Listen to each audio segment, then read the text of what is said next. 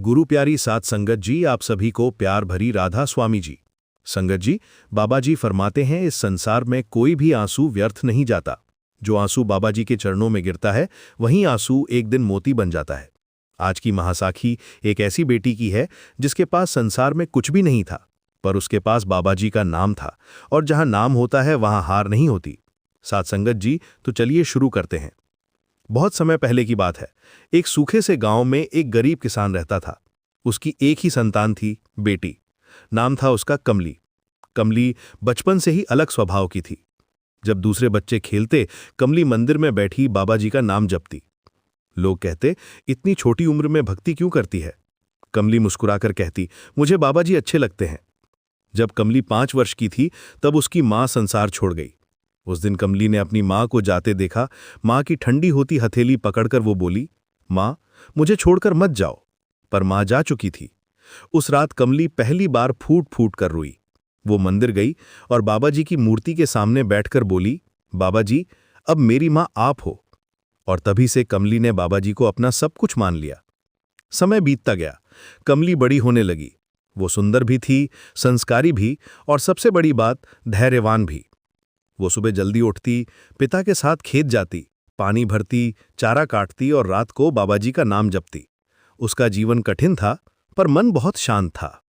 एक दिन राजा का बेटा शिकार खेलने गांव आया। घोड़ा चमचमाता हुआ, कपड़े रेशमी और आंखों में घमंड।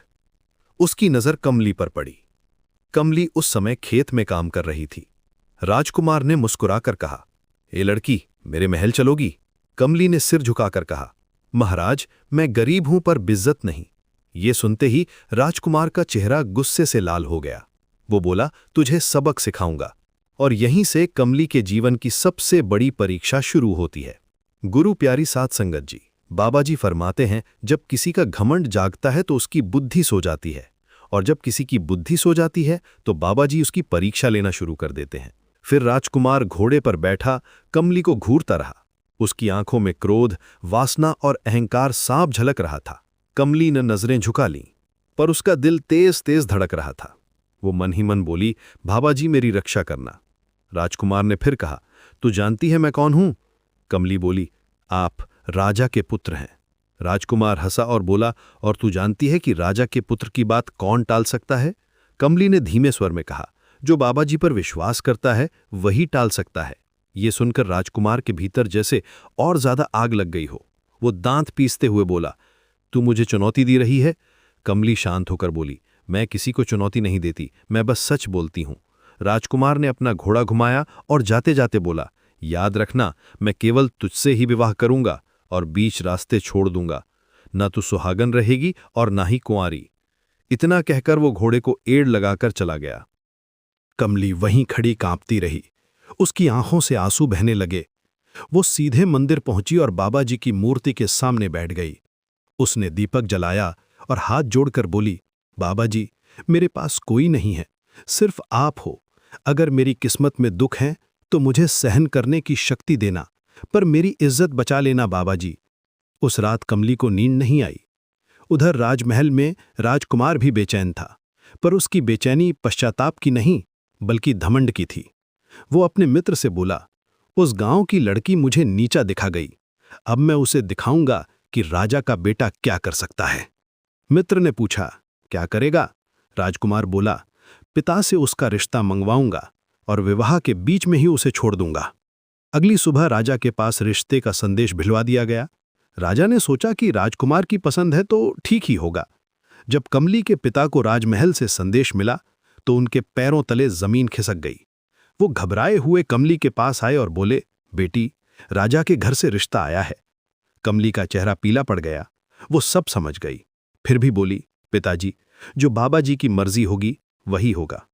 पिता रो पड़े और बोले, हम गरीब लोग हैं बेटी, राजा को कैसे मना करें? कमली ने पिता के चरण पकड़ लिए और बोली, पिताजी, आप डरिए मत, मैं सब कुछ बाबा जी पे छोड़ती हूं।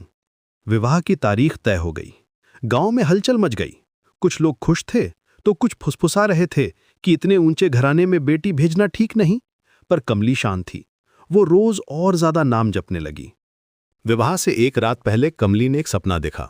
उसने देखा कि एक तेज प्रकाश है और उस प्रकाश में बाबा जी खड़े हैं। बाबाजी ने कहा, डर मत बेटी, जो होगा तेरे भले के लिए होगा। कमली की नींद खुल गई और उसके चेहरे पर एक अद्भुत शांति थी। अगले दिन बारात आई, ढोल बजे, बाजा बजा और लोग नाचे, पर कमली का मन बाबाजी में लगा था। मंडप सजा और फेरे शुरू हुए। पहला फेरा, दूसरा फेरा और फिर तीसरा फेरा। राजकुमार शांत था, पर उसकी आंखों में एक कुटिल मुस्कान थी। चौथे फेरे के समय वो अचानक गिर पड़ा। शोर मच गया कि राजकुमार को दौरा पड़ गया है। मित्रों ने उसे उठाया और पालकी में डालकर ले जाने लगे, पर संगत जी, कमली मूर्ख नहीं थी। उसे बाबाजी ने पहले ही सावधान कर दिया था। उसी क्षण उसने चुपके से राजकुमार की तलवार उठा ली। बारात चली गई और गांव में सन्नाटा छा गया। लोग रो रहे थे, पर कमली ने किसी को कुछ नहीं बताया। वो मंडप में बैठी और उसने तलवार को अपने सामने रखा। तलवार को साक्षी मानकर उसने बाकी के फेरे पूरे कर लिए। कमली ने मन ही मन कहा, बाबाजी, अब सब आपके हाथ में है। बड़ी प्यारी साथ संगत जी, बाबाजी फरमाते हैं, जो इंसान सब कुछ बाबाजी पर छोड़ देता है, उसका बोझ बाबाजी स्वयं उठा लेते हैं, और जिसे दुनिया ठुकरा देती है, उसे बाबाजी गले लगा लेते हैं। बारात जा चुकी थी और गांव में सन्नाटा था। कमली के पिता जमीन पर बैठकर रो रहे थे। लोग तरह तरह की बातें कर रहे थे। कोई कहता बेचारी की किस्मत फूट गई, तो कोई कहता राजा का बेटा धोखेबाज निकला। पर कमली शांत बैठी थी। उसके चेहरे पर एक भी आंसू नहीं था। उसकी आंखों में केवल बाबाजी का नाम था। फिर रात हो गई। कमली अपने पिता के पास आई और धीरे से बोली, पिताजी, अब मैं यहां नहीं रह सकती। पिता चौंक गए और बोले, क्यों बेटी? कमली बोली, लोग रोज बातें करेंगे, आपको ताने मारेंगे। मैं नहीं चाहती कि मेरे कारण आपकी इज्जत जाए। पिता फूट फूट कर रो पड़े और बोले, तो तू कहां जाएगी? कमली बोली, जहां बाबाजी ले जाएंगे। उस रात कमली ने थोड़ा सा अन्न, एक लोटा पानी और बाबाजी की तस्वीर एक पोटली में बांधी। उसने पिता के चरण छुए और बोली, पिताजी, मुझे आशीर्वाद दीजिए। पिता ने कांपते हाथों से उसके सिर पर हाथ रखा और बोले, बेटी, जहां भी रहना, बाबाजी का नाम मत छोड़ना। कमली बोली, यही मेरी सांस है पिताजी। अंधेरी रात में कमली गांव छोड़कर निकल पड़ी। ना कोई ठिकाना, ना कोई सहारा, बस बाबाजी का आसरा। रास्ते में जंगल था और तेज हवा चल रही थी। डर लग रहा था तो कमली रुक गई और हाथ जोड़कर बोली, बाबाजी, आप साथ हो ना? तभी उसे झाड़ियों के पीछे एक हल्की रोशनी दिखाई दी। वो आगे बढ़ी तो वहां एक छोटा सा पुराना आश्रम था। वहां दीपक जल रहा था और एक बूढ़े संत धुनी के पास बैठे थे। उन्होंने आंखें खोली और कमली को देखते ही बोले, आ गई बेटी? कमली चौंक गई और बोली, बाबाजी, आप मुझे जानते हो? संत मुस्कुराए और बोले, जो बाबाजी का होता है उसे बाबाजी के संत पहचान लेते हैं। कमली फूट फूट कर रो पड़ी और उसने सारी कहानी सुना दी। संत ने कहा, बेटी, तूने तलवार को साक्षी मानकर फेरे पूरे किए हैं। तू विधवा नहीं है, तू सुहागन है। कमली सन रह गई। संत बोले, पर अभी समय है, तुझे धैर्य रखना होगा। संत ने उसे आश्रम में रहने दिया। कमली सेवा करने लगी। वो झाड़ू लगाती, पानी भरती, भोजन बनाती और हर काम के साथ नाम जपती। उधर राजमहल में राजकुमार ऐश में डूबा हुआ था। वो समझ रहा था कि उसने कमली को मिटा दिया, पर बाबाजी चुप थे, और जब बाबाजी चुप होते हैं तो बड़ी लीला रचते हैं। एक दिन संत ने कमली से कहा, बेटी, अब समय आ गया है तुझे संसार में उतरने का। कमली बोली, बाबाजी, जैसा आप कहें।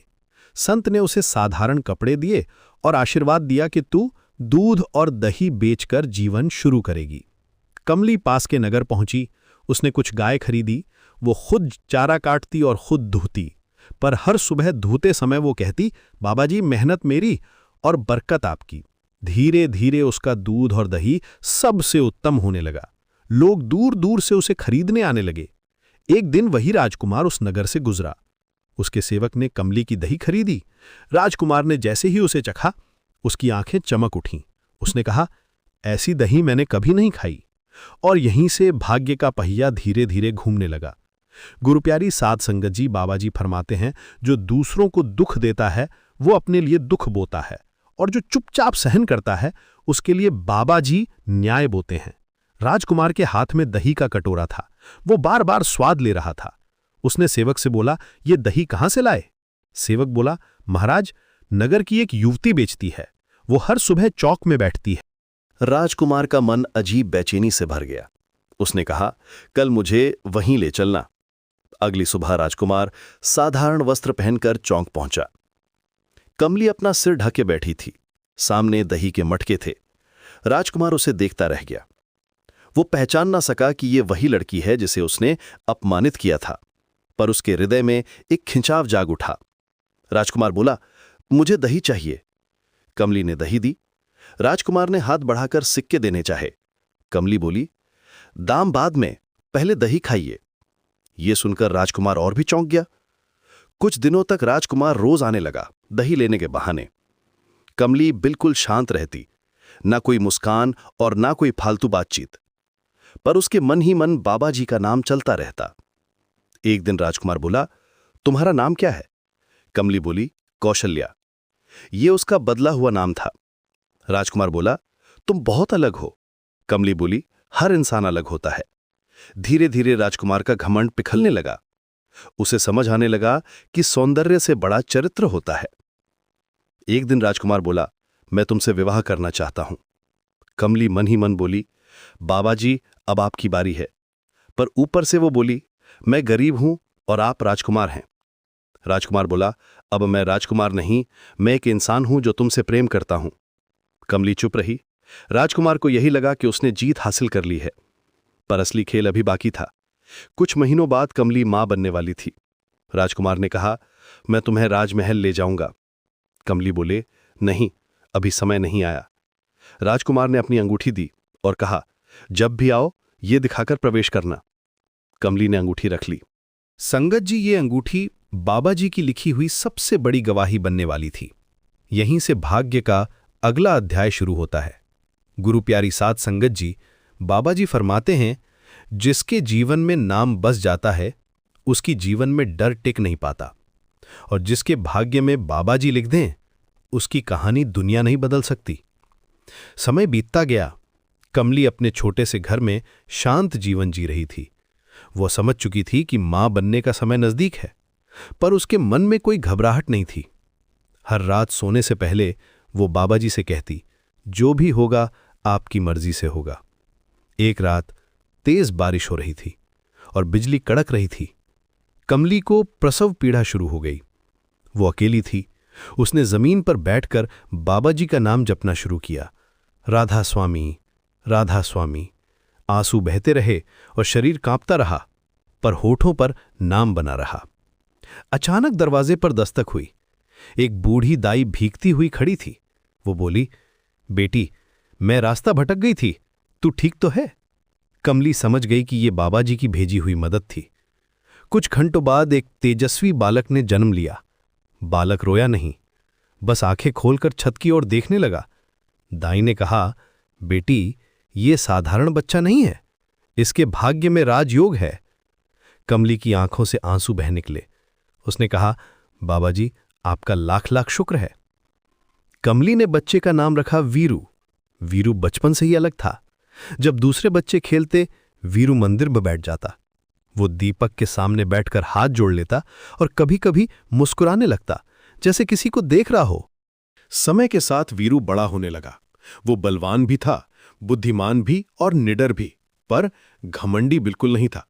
कमली उसे हमेशा कहती, बेटा, कभी किसी को कमजोर मत समझना और कभी बाबा जी का नाम मत छोड़ना। वीरू सिर झुकाकर कहता, मां, मेरे प्राणों से प्यारा है बाबा जी का नाम। एक दिन गांव के कुछ लड़कों ने वीरू को ताना मारा और पूछा, तेरा बाप कौन है? वीरू चुप रहा, पर रात को उसने मां से पूछा, मां, मेरे पिता कौन है? कमली की आंखें भर आईं, पर वो बोली, बेटा, समय आने पर सब पता चल जाएगा। वीरू ने उस दिन बाबा जी के सामने दीपक जलाया और प्रार्थना की, बाबा जी, मुझे सच जानना है, पर मुझे गलत रास्ते पर मत जाने देना। उधर राजमहल में राजकुमार अब राजा बन चुका था, पर उसका मन अशांत था। उसे रातों को नींद नहीं आती थी। अक्सर सपने में उसे एक युवती दिखती जो उसे चुपचाप देखती रहती। वो उसे पहचान नहीं पाता था, पर डर जाता था। संगत जी, ये बाबा जी की लीला थी। बीज बोया जा चुका था और अब फसल पकने वाली थी। गुरु प्यारी साध संगत जी, बाबा जी फरमाते हैं, सच चाहे जितना दबा दो, एक दिन स्वयं बाहर आ जाता है, और जिसके सिर पर बाबा जी का हाथ हो, उसे न्याय मिलने से कोई रोक नहीं सकता। वीरू अब 16 वर्ष का हो चुका था। ऊंचा कद, चौड़ी छाती और तेज आंखें, पर मन से वो अब भी उतना ही सरल था। हर सुबह उठते ही वो बाबा जी का नाम जपता और फिर मां के चरण छूता। एक दिन गांव के चौपाल पर कुछ लोग बातें कर रहे थे। किसी ने कह दिया, अरे ये वही लड़का है ना जिसकी मां का कोई पति नहीं। वीरू ने ये सुन लिया। उसके कदम ठिठक गए और दिल कांप उठा। वो बिना कुछ कहे सीधा घर चला गया। घर पहुंचकर उसने मां के चरण पकड़ लिए और बोला, मां, आज सच बता दो मैं कौन हूं। कमली चुप रही। उसकी आंखों से आंसू बहने लगे। वीरू बोला, अगर आज नहीं बताया तो मैं घर छोड़ दूंगा। कमली ने बाबा जी की तस्वीर के सामने दीपक जलाया और हाथ जोड़कर बोली, बाबा जी, अब आप ही शक्ति देना। फिर उसने वीरू को अपने पास बिठाया और पूरी कहानी शुरू से अंत तक सुना दी। वीरू सुनता रहा। उसकी मुट्ठियां भीग गई और आंखों में आग आ गई, पर उसने खुद को संभाला। उसने मां के चरणों में सिर रख दिया और बोला, मां, आप पवित्र हो, आप महान हो। फिर उसने धीरे से पूछा, मां, क्या आप चाहती हो कि मैं बदला लूं? कमली बोली, नहीं बेटा, मैं न्याय चाहती हूं। अपमान का उत्तर अपमान नहीं बल्कि सत्य होना चाहिए। वीरू ने बाबा जी की तस्वीर के सामने हाथ जोड़े और कहा, बाबा जी, मुझे रास्ता दिखाइए। उसी रात वीरू ने एक स्वप्न देखा। एक बूढ़े संत आए और उसके माथे पर हाथ रखकर बोले, नगर जा, पहले स्वयं को सिद्ध कर, फिर सत्य अपने आप प्रकट होगा। सुबह वीरू ने मां से कहा, मां, मैं नगर जा रहा हूं। कमली ने उसकी पोटली बांधी और उसका माथा चूमकर कहा, बेटा, नाम मत छोड़ना। वीरू नगर की ओर चल पड़ा। उसके कदमों के साथ साथ अब न्याय भी चल पड़ा था। गुरु प्यारी साध संगत जी बाबा जी फरमाते हैं, जिसके पास नाम की ढाल हो, उसके सामने बड़े से बड़ा शत्रु भी टिक नहीं पाता। और जिसे बाबा जी चलाते हैं, वो कभी गलत रास्ते पर नहीं चलता। वीरू कई दिनों की यात्रा के बाद उस विशाल नगर के द्वार पर पहुंचा। ऊंची ऊंची दीवारें, भव्य द्वार और चारों ओर सैनिक। वीरू ने मन ही मन बाबा जी का नाम लिया और कहा, जो होगा आपकी मर्जी से होगा। नगर में घुसते ही उसने देखा कि लोग डरे हुए हैं। किसी के चेहरे पर मुस्कान नहीं थी और हर कोई जल्दी जल्दी में था।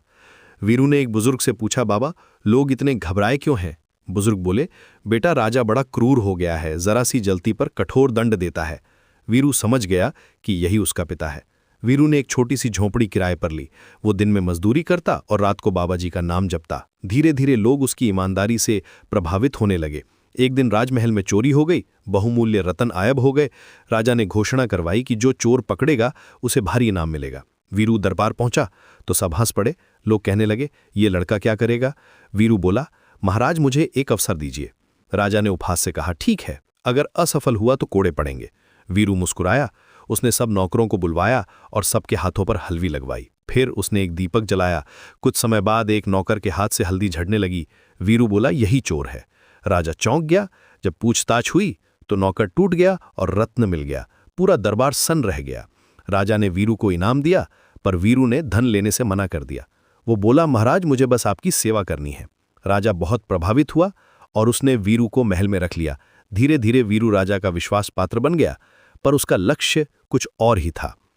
गुरु प्यारी साध संगत जी बाबा जी फरमाते हैं, जो विनम्र होता है उसे ऊपर उठने से कोई नहीं रोक सकता, और जो नाम का सहारा लेता है उसका सहारा खुद परमात्मा बनते हैं। वीरू अब राजमहल में रहने लगा था, पर उसका रहन सहन वैसा ही साधारण था, ना घमंड और ना ही कोई दिखावा। राजा रोज उसे अपने पास बुलाता और उससे सलाह लेता। धीरे धीरे राजा को लगने लगा कि ये लड़का कोई साधारण बालक नहीं है। एक दिन राजा ने वीरू से पूछा, तो कौन है? तेरे माता पिता कौन है? वीरू बोला, महाराज, मेरी माँ गरीब है और मेरे पिता के बारे में मुझे कुछ नहीं पता। राजा के हृदय में एक अजीब सी पीड़ा हुई। वो स्वयं भी नहीं समझ पाया कि ऐसा क्यों हो रहा है। उधर कमली अपने गांव में हर रोज बाबा जी से प्रार्थना करती, मेरे बेटे की रक्षा करना। उसे बार बार सपने में वीरू मुस्कुराता हुआ दिखता था। ये बाबा जी का संकेत था कि सब कुछ ठीक है। एक दिन राज्य में भयंकर अकाल पड़ा। अनाज के भंडार खाली होने लगे और लोग भूख से मरने लगे। राजा बहुत घबरा गया। वीरू बोला, महाराज, भंडार खोल दीजिए और लोगों को मुफ्त अनाज दीजिए। मंत्रियों ने विरोध किया और बोले, राजकोष खाली हो जाएगा। वीरू बोला, प्रजा बचेगी तो ही राज बचेगा। राजा मान गया। कुछ ही महीनों में अच्छी बारिश हुई, फसल हुई और राज्य बच गया। राजा वीरू का और भी ज्यादा कायल हो गया। एक रात राजा ने एक सपना देखा। उसने देखा कि एक स्त्री रो रही है और एक युवा उसके सामने खड़ा है। वो स्त्री कह रही है, मुझे न्याय चाहिए, राजा घबराकर नींद से जाग उठा। राजा ने वीरू को बुलाया और कहा, मुझे अजीब सपने आ रहे हैं। वीरू बोला, महाराज, अब सत्य पास आ रहा है। गुरु प्यारी साध संगत जी, बाबा जी फरमाते हैं, जिसे मिलाना होता है उसे कोई जुदा नहीं कर सकता, और जिससे सच छिपा होता है उसे सच खुद ढूंढ लेता है। कमली को एक रात स्वप्न आया। उसने देखा कि वीरू राजमहल के द्वार पर सफेद वस्त्रों में खड़ा है और उसके चेहरे से तेज फूट रहा है। वहां वही बूढ़े संत थे जो कभी उसे आश्रम में मिले थे। संत बोले, बेटी, अब समय हो गया है। कमली की नींद खुल गई और उसका हृदय जोर जोर से धड़कने लगा। सुबह होते ही उसने गांव छोड़ने का निश्चय किया। उसने अपनी पोटली बांधी, बाबा जी की तस्वीर ली और नगर की ओर चल पड़ी। उधर वीरू को भी बेचैनी हो रही थी और उसका मन अशांत था। उसने बाबा जी से कहा, आज कुछ होने वाला है। कमली नगर पहुंची और चौक में बैठकर वही दही बेचने का काम शुरू किया जो उसने कभी पहले किया था। वीरू महल से निकलकर चौक की ओर जा रहा था। तभी अचानक उसकी नजर कमली पर पड़ी। उसका हृदय कांप गया। उसे कुछ जाना पहचाना सा लगा। वो पास गया और बोला, माँ। कमली ने ऊपर देखा और दोनों की आंखें मिल गईं। आंखों से आंसू बहने लगे। कमली बोली, बेटा, तू ठीक है ना? वीरू बोला, माँ, आप यहां कैसे? कमली बोली, बेटा, मुझे बाबा जी यहां लाए हैं। दोनों एक कोने में बैठे और कमली ने सारी स्थिति बताई। वीरू बोला, माँ, अब सत्य प्रकट होगा। उसी समय राजा भी चौक से गुजर रहा था। अचानक उसकी नजर कमली पर पड़ी और उसका सिर चकरा गया। उसे वही युवती दिखी जो वर्षों पहले उसके जीवन में आई थी। राजा रुक गया और उसके हाथ कांपने लगे। गुरु प्यारी साध संगत जी, बाबा जी फरमाते हैं, सच को दबाया जा सकता है पर मिटाया नहीं जा सकता, और जिस दिन सच सामने आता है उस दिन बड़े बड़े घमंड भी राख हो जाते हैं। राजा की आंखें कमली पर टिकी थीं। उसका दिल जोर जोर से धड़क रहा था। वो धीरे धीरे पास आया पर उसके शब्द गले में ही अटक गए। कमली खड़ी हो गई और सिर झुकाकर बोली, महाराज, मुझे पहचाना? राजा की आंखों के सामने पुराने सारे दृश्य घूम गए। वही खेत, वही मिट्टी और वही विवाह का मंडप जहां चौथा फेरा अधूरा रह गया था। राजा बोला, तुम वही हो? कमली बोली, हां महाराज, मैं आपकी छोड़ी हुई पत्नी हूं। पूरी भीड़ सन्न रह गई। तभी वीरू आगे आया और बोला, और मैं आपका पुत्र हूं। राजा ये सुनकर लड़खड़ा गया। कमली ने अपनी पोटली खोली और उसके अंदर से वही अंगूठी निकाली। उसने कहा, महाराज, ये अंगूठी आपने ही दी थी। राजा ने जैसे ही वो अंगूठी देखी, उसके चेहरे का रंग उड़ गया। वो पहचान गया कि ये वही अंगूठी थी। राजा वहीं घुटनों के बल बैठ गया और उसकी आंखों से पश्चाताप के आंसू बहने लगे। वो बोला, मुझसे बहुत बड़ा पाप हो गया। वीरू ने शांति से कहा, महाराज, मुझे आपसे कोई बदला नहीं चाहिए। मुझे सिर्फ अपनी मां के लिए न्याय चाहिए। राजा भावुक होकर बोला, मैं आज ही वीरू को अपना युवराज घोषित करता हूं और कमली को अपनी महारानी। कमली ने हाथ जोड़कर कहा, महाराज, ये सब बाबा जी की ही अपार कृपा है। राजा ने सबके सामने बाबा जी के चरणों में अपना सिर झुका दिया। साध संगत जी, जहां बाबा जी की कृपा होती है वहां कभी अन्याय टिक नहीं पाता। बाबा जी फरमाते हैं, जो सहन करता है वही सबसे बड़ा विजेता होता है, और जो नाम को पकड़ लेता है उसे दुनिया की कोई शक्ति हरा नहीं सकती। राजमहल में आज विशेष तैयारी हो रही थी। नगर के हर रास्ते पर दीप जलाए गए थे, ढोल नगाड़े बज रहे थे और चारों ओर फूलों की वर्षा हो रही थी। आज वीरू का राज्याभिषेक होने वाला था और कमली को महारानी का आसन मिलने वाला था। राजा सबके सामने खड़ा हुआ और हाथ जोड़कर बोला, मैंने अपने जीवन में सबसे बड़ा अपराध किया था। अहंकार में अंधा होकर एक निर्दोष बेटी का जीवन बर्बाद किया। आज बाबाजी की कृपा से मुझे अपने पापों का प्रायश्चित करने का अवसर मिला है। राजा ने सबके सामने कमली के चरण छुए। पूरा दरबार ये देखकर स्तब्ध रह गया। राजा बोला, आज से कमली मेरी महारानी है और वीरू मेरा उत्तराधिकारी युवराज। कमली की आंखों से आंसू बह निकले। उसने बाबाजी की तस्वीर के सामने सिर झुकाया और कहा, बाबाजी, ये सब आपकी ही अपार कृपा है।